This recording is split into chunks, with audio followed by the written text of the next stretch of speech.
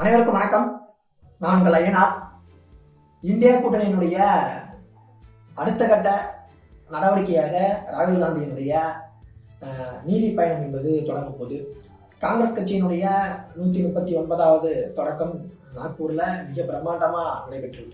இன்னும் சொல்ல போனோம்னா இந்தியா கூட்டணியினுடைய கூட்டத்தில் மிக முக்கியமான முடிவுகள் எடுக்கப்பட்டது. அதில் மம்தா அவர்கள் பிரதமர் வேட்பாளர் கார்கேவா இருக்கலாம் அப்படின்ட்டு சொன்னதுக்கு அரவிந்த் கெஜ்ரிவால் உட்பட பல்வேறு நபர்கள் அதற்கு எந்தவித ஆட்சேபனையும் தெரிவிக்கவில்லை அப்படின்றது ரொம்ப முக்கியம். ஓகே அப்படின்ற தான் சொன்னாங்க. அப்போ இந்தியா கூட்டணியை நோக்கி மிக முக்கியமாக பிஜேபியிடம் இருந்த கொள்கைகள் என்ன அப்படின்ட்டு பார்த்தீங்கன்னா, எதையா இருந்தாலும் பிஜேபி இந்தியா கூட்டணிக்கு எதிராக பேச வேண்டியது. இது பண்ணிட்டாங்களா? இன்னும் முக்கியமாக ரொம்ப விளக்கமாக சொன்னோம் அப்படின்ட்டு பார்த்தீங்கன்னா, அதாவது இப்போ நடந்து கொண்டிருக்கக்கூடிய இந்தியாவில் பல்வேறு விஷயங்களுக்கு, அதாவது பொருளாதார சரிவுக்காக இருக்கட்டும், இல்லை வேலை வாய்ப்பின்மைக்காக இருக்கட்டும், இல்லை விலைவாசி உயர்வுக்காக இருக்கட்டும், எதற்காக இருந்தாலும் பிஜேபி அரசானது மோடி முக்கியமாக குற்றம் சாட்டக்கூடிய நபர் யாராக இருந்தார் அப்படின்னு பார்த்தீங்கன்னா நேரு அவர்களாக தான் இருந்தார். எதற்காக இருந்தாலும் நேருனுடைய ஆட்சி காலத்தில் ஏற்பட்ட பிழை தான் இதுக்கு காரணம், நேரு தான் இதற்கு காரணம் அப்படின்ட்டு எப்போ 1950 காலகட்டத்தில் ஆண்டு கொண்டிருந்த நேருவை சொல்லி கொண்டிருக்கிறார். இப்போ தொடர்ந்து 10 வருஷமா என்ன பண்றாருன்னு தெரியல. ஆனா இப்ப பிஜேபி ஒரு புது ஸ்டாண்டு கையில் எடுத்திருக்காங்க. என்ன அப்படின்னு பாத்தீங்கன்னா, அது நேருவை குற்றம் சுமத்தக்கூடியதாக இல்லை, இதற்காக இருந்தாலும் இந்தியா கூட்டணியை குற்றம் சுமத்தக்கூடிய ஒன்றாக ஒரு நிலையை இப்பொழுது பிஜேபி உருவாக்கியுள்ளது. அதை நம்ம எப்படி பார்க்கலாம் அப்படின்னு பாத்தீங்கன்னா, அவங்க சொல்லக்கூடிய காரணங்கள், இந்தியா கூட்டணி சேரும் பொழுது ஒரு கேள்வியை முன்வைச்சாங்க. இவங்களுக்கு சம்மதம் இருக்கா, இவங்க ஃபர்ஸ்ட் ஒரே அணியில திரளுவாங்களா, அது மட்டும் இல்லாத இவங்களுடைய சித்தாந்தங்கள் ஒன்றா இருக்குமா அப்படின்ற ஒரு காரணத்தை முன்வச்சு அப்படி வைக்கும்போது தான் ராகுல் காந்தியோ இல்லை மம்தாவோ மற்றவர்களும் சொல்லக்கூடிய காரணங்கள் என்னவா இருந்துச்சு அப்படின்ட்டு பார்த்தீங்கன்னா, எங்களுக்குள்ளான பல விதமான கருத்து வேறுபாடுகள் இருக்குது, அதில் எந்த வித மாற்றமே இல்லை, கருத்து வேறுபாடுகள் இருக்கக்கூடியதுதான். ஆனால் எங்களுடைய ஒற்றை நோக்கம் என்னவா இருக்கு அப்படின்ட்டு பார்த்தீங்கன்னா, அது பிஜேபியை வீழ்த்துவது, பிஜேபியை முற்றிலுமாக ஒழித்து கட்டுவது. அப்போ பிஜேபியை ஒழித்து கட்டுவது அப்படின்ற ஒரு ஸ்டாண்டில் நாங்கள் எல்லாரும் ஒற்றுமையாக இருக்கோம் அப்படின்றத முன்வைச்சாங்க. ஓகே, நீங்கள் எல்லாம் ஒன்று சேர்ந்துட்டீங்க அப்படின்னும் பொழுது இது நிலைக்குமா அப்படின்ற ஒரு கேள்வியை பிஜேபி முன்வைச்சு, இவங்க இப்போ தான் ஒன்று சேர்ந்துருக்காங்க, இவங்க தொடர்ந்து நீடிப்பாங்களா அப்படின்ற ஒரு கேள்வி வைக்கும்பொழுது அவங்க தொடர்ந்து நீடிப்பாங்க, அதை நீங்கள் பொறுத்திருந்து பாருங்க அப்படின்ட்டு சொன்னாங்க. இல்லை இதில் ஒரு சில கட்சிகள் விலகும் அப்படின்ட்டு சொன்னாங்க. அப்படி எந்த கட்சியுமே விலகல. இன்னும் பிஜேபி சொன்னோம் அப்படின்ட்டு பார்த்தீங்கன்னா, இந்த 5 மாநில தேர்தலின் பொழுதே இவர்கள் பல்வேறு பிரிவுகளை சந்திப்பார்கள் பாருங்க அப்படின்ட்டு சொன்னாங்க. எந்த பிரிவும் சந்திக்கல. அதுக்கப்புறம் அகிலேஷா இருக்கட்டும், இல்லை நிதிஷா இருக்கட்டும், எல்லாருமே ராகுல் இல்லை கார்கே தலைமையில் எல்லாரும் ஒன்று கூடாங்க அப்படின்றத பார்த்தோம். இப்போ ஒன்று கூடிய பின்பு ஒன்று கூட்டிட்டாங்களே உடைய பிரதமர் வேட்பாளர் யார் அப்படின்ட்டு கேள்வி கேட்டுகிட்டே இருந்தாங்க தொடர்ந்து. அப்போ மல்லிகார்ஜுன கார்கே அப்படின்னும் பொழுது மல்லிகார்ஜுன கார்கேவா இருந்தால் மல்லிகார்ஜுன கார்கேவை அங்கே இருக்கக்கூடிய இந்தியா கூட்டத்தில் இருக்கக்கூடிய மற்ற கட்சிகள் ஏற்றுக்கொள்ள சம்மதமா அப்படின்ற ஒரு கேள்வியை முன்வைச்சாங்க. இதில் என்ன நினைச்சாங்க பிஜேபி, இந்த ஒரு கேள்வியின் காரணமாக இந்தியா கூட்டணி பிரிந்துவிடும் அப்படின்ற ஒரு காரணத்தை வச்சு இவங்க கேள்வி எழுப்பினா, அவருக்கு நிதிஷிடம் கேள்வி கேட்கும் பொழுது அவர் எனக்கு எந்த விதமான ஆட்சேபனையும் கிடையாது, ஓகே மல்லிகார்ஜுன கார்கே வரதா தான் வந்துட்டு போட்டோம் அப்படின்ட்டு ஓப்பனா சொல்லிட்டாரு.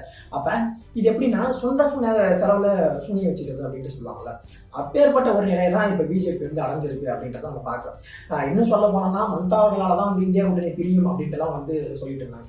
ஆனால் மம்தா அவர்கள் தான் கார்கேவை கை காட்டுறாங்களே, இவர் இருந்தால் பரவாயில்ல, இவரே குரு ஓகே அப்படின்ட்டு மம்தா அவர்களே சொல்லக்கூடிய ஆளுநர் தான் யார் இருந்தா அப்படின்ட்டு பார்த்தீங்கன்னா மல்லிகார்ஜுன கார்கே இருந்தார்.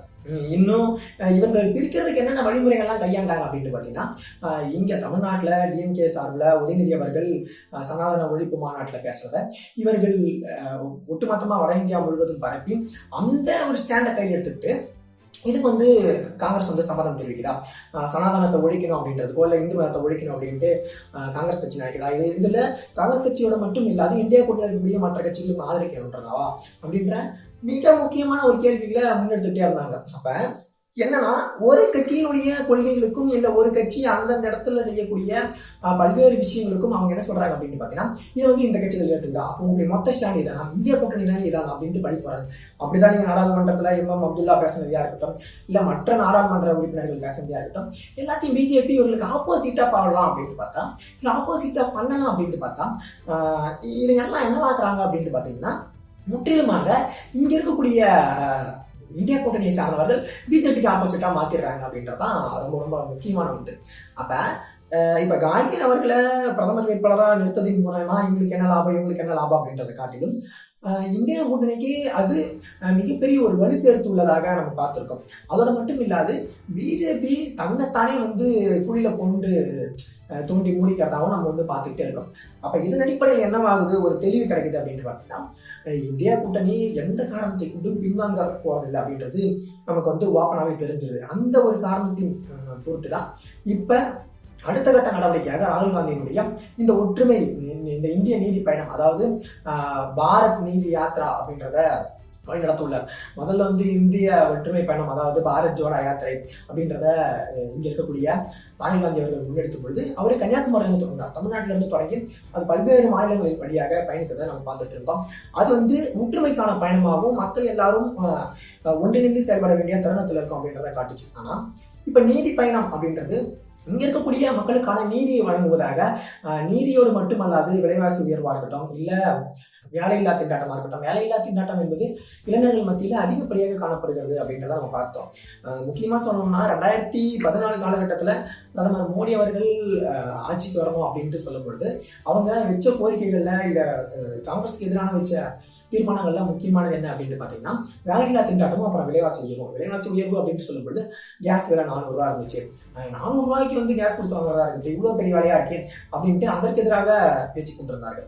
ஆனால் இப்போ கேஸோட விலை 1600 தாண்டு போயிட்டு இருக்கு.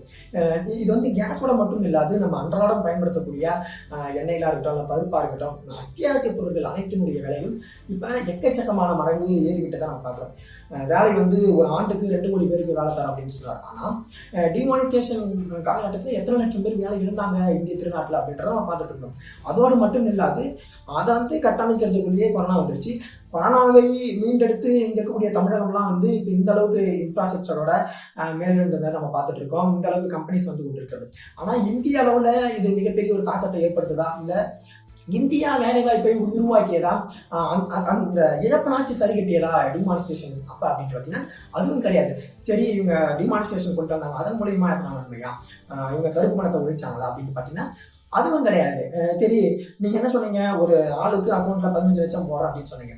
15 லட்சம் போட்டீங்க அப்படின்னு பார்த்தீங்கன்னா அமித்ஷாவே ஒரு செய்தித்தாளில் கொடுக்கக்கூடிய பேட்டிங் போது என்ன சொல்கிறாங்க அப்படின்னு பார்த்தீங்கன்னா, அதாவது நாங்கள் வந்து தேர்தலின் போது பல்வேறு வாக்குறுதிகளே கொடுப்போம், அது எல்லாமே வந்து நிறைவேற்ற முடியும், அதை வந்து சொல்கிறப்ப சொல்லிட்டு தான் போவாங்க அப்படின்ட்டு அவரே ஸ்டேட்மெண்ட் கொடுக்குறாரு. அது இன்னை வரைக்கும் வந்து சமூக வலைதளங்களில் பரவி கொண்டிருக்கிறது அப்படின்றது ரொம்ப ரொம்ப முக்கியமான விஷயம். அப்போ அவருடைய அறிக்கைகள் இல்லை அவர்கள் கூறக்கூடிய செய்திகள், திட்டங்கள் அனைத்தும் ஒரு வெற்று பேப்பரில் எழுதி கொடுக்கக்கூடிய ஒன்றாக தான் இருக்குது ஒழிய அது எதுவுமே நிறைவேற்றப்படக்கூடிய ஒன்றா இல்லை அப்படின்றத யார் சொல்கிறாங்க, நான் சொல்ல, அமித்ஷாவே சொல்கிறாரு. அப்போ நீங்கள் சொல்லக்கூடியது எதையுமே நம்பக்கூடியதாக இல்லைன்னா இருக்கக்கூடிய மக்கள் மட்டும் உங்களுக்கு வாக்களிப்பார்கள் அப்படின்றத எப்படி வந்து அதிகாரப்பூர்வமாக நீங்கள் வந்து நம்பிக்கொண்டிருக்கிறீர்கள், இல்லை அந்த உச்சாணி கும்பல உங்களை உட்கார வச்சது யார் அப்படின்றது ரொம்ப முக்கியம். அப்போ இது எல்லாத்தையும் தெளிவுபடுத்த வேண்டிய நிலையில் யார் இருக்கா அப்படின்ட்டு பார்த்தீங்கன்னா இந்தியா கூட்டணி சார்ந்த 28 கட்சிகள் இருக்கிறது. இப்போ அந்த கட்சியினுடைய வேலையாக பார்க்கப்படக்கூடியது என்ன அப்படின்னு பார்த்தீங்கன்னா இது எல்லாத்தையும் மக்களிடத்துல கொண்டு போய் சேர்க்கிறதா. இது மக்களுக்கு தெரியும் தான், அது வந்து எல்லாருக்கும் தெரிஞ்ச ஒரு விஷயம் தான். ஆனால் அதை நினைவுபடுத்த வேண்டியதும், இதற்கு நீங்கள் வந்து வேலை இல்லாத இருக்கிறதுக்கு காரணமோ, இல்லை நீங்கள் வந்து உணவு இல்லாத இருக்கிறதுக்கு காரணமோ, நீங்கள் இந்த அளவுக்கு ஏழ்மையான நிலையில் இருக்கிறதுக்கு காரணமோ யாருன்னா அது இங்கே இருக்கக்கூடிய பிஜேபி தான். இன்னும் சொல்லணும் அப்படின்ட்டு பார்த்தீங்கன்னா, அதாவது இந்தியாவானது ஒரு வளர்ந்து வரும் நாடாக இருக்கக்கூடிய நிலையில நடுத்தர மக்கள் அப்படின்ட்டு ஒரு கேட்டகரி இருக்காங்க. அதாவது கீழ்நிலையிலும் இல்லாமல் மேல்நிலையிலும் இல்லாமல். இப்போ இந்த நடுத்தர மக்களை உயர்தட்டு மக்களாக ஆக்க வேண்டியது இங்கே இருக்கக்கூடிய அரசினுடைய கடமை தான். அது வந்து ஸ்டெப் பை ஸ்டெப்பாக மேலே இருக்கிறது தான். ஆனால் நடுத்தர மக்களுடைய வீழ்ச்சி என்பது அதிகப்படியாக இந்த பிஜேபியுடைய 10 ஆண்டு காலத்தில் காணப்படுவது தான். அது ஒரு ஸ்ட்ராட்டஜி சொல்லுது. என்ன சொல்கிறாங்கன்னா, நடுத்தர மக்களினுடைய மாதாந்திர இல்லை வருடாந்திர சம்பளம் என்பது குறைந்து அவர்கள் கீழ்த்தட்டு மக்களோடு ஒப்பிடக்கூடியவர்களாக, அதாவது வருமானத்தின் அடிப்படையில் சொல்கிறாங்க, அவர்கள் பொருளாதார அடிப்படையில் கீழே வந்துட்டாங்க அப்படின்றத நம்ம வந்து தினந்தோறும் பார்த்து கொண்டிருக்கக்கூடிய ஒன்றாக இருந்து கொண்டிருக்கிறோம். அப்ப இதைதான் பிஜேபி செய்துட்டு இருக்கு. இதை வந்து மக்களிடத்துல கொண்டு போறது யாரோட கடமைனா அது வந்து காங்கிரஸுடைய கடமையா இருக்குது. அதன் பொருட்டு தான் இப்ப ராகுல் காந்தி இந்த நீதி பயணம் அப்படின்றத கையெழுத்திருக்காரு. இந்த நீதி பயணத்தை செல்ல போறாரு. அது மக்களுக்கான ஒன்றாக இருக்க போகுது அப்படின்றதுல எவ்வித மாற்ற கருத்துமே இல்லை. அது மிகப்பெரிய ஒரு மாற்றத்தை வட மாநிலங்கள்ல ஏற்படுத்தும் அப்படின்றது ரொம்ப முக்கியம். இங்கே வந்து ஏற்படுத்தின் காரணமாக தான் கர்நாடகாவாக இருக்கட்டும், இல்லை தெலுங்காவாக இருக்கட்டும், அது போன்ற இடங்கள்ல வந்து வென்றதுடைய நோக்கம். இப்ப அது அதாவது ஹிந்தி ஹாட்லன்னு சொல்லக்கூடிய இடங்கள்ல 2024 தேர்தலில் மிகப்பெரிய ஒரு தாக்கத்தை ஏற்படுத்தும் அப்படின்றது அனைவராலும் சொல்லப்படக்கூடிய ஒன்றாக இருந்து கொண்டிருக்கிறது. உங்களுடைய கருத்துக்கள் என்னவா இருக்கு அப்படின்றத நம்முடைய கமெண்ட் செக்ஷன்ல கமெண்ட் பண்ணுங்க. தொடர்ந்து நம்ம சேனலோட இணைந்திருங்கள். நம்ம சேனலை சப்ஸ்கிரைப் பண்ணிடுங்க. உங்க நண்பர்களுக்கும் ஷேர் பண்ணுங்க. நன்றி, வணக்கம்.